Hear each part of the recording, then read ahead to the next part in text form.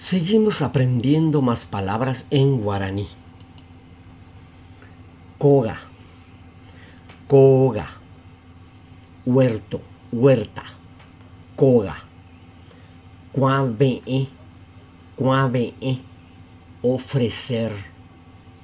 Laya, laya, tu costumbre, tu clase, tu carácter, tu forma de ser. Laya, landelaya, laya.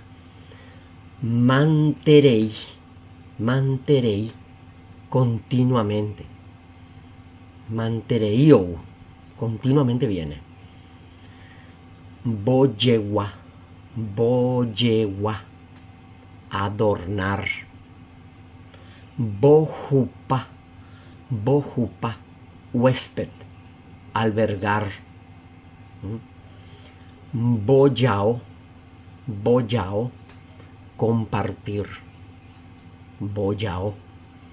Boyoya, boyoya, igualar.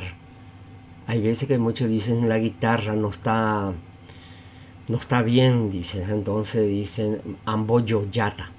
Voy a afinar, pone bien el sonido de la guitarra, de las cuerdas. O sea, dice boyoya, igualar.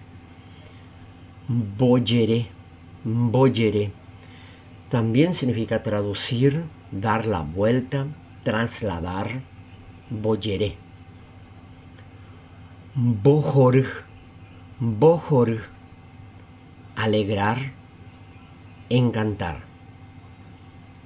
Si dijo oñembojor, ahí es otra palabra. Oñembojor significa que se está burlando, burla. Es ñembojor, se está burlando. Oñembojor.